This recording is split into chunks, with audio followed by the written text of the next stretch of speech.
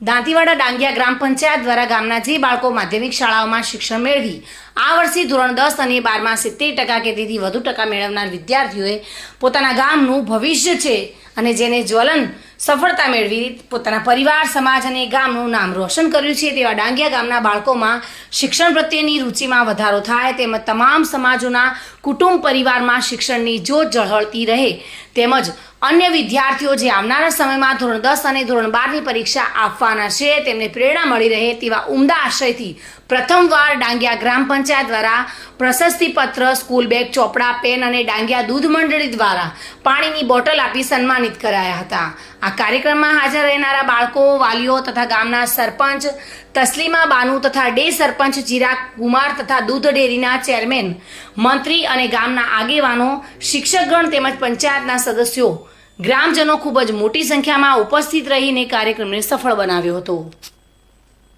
બલસિંહ દરબાર સાથે bureau report, today Gujarati news.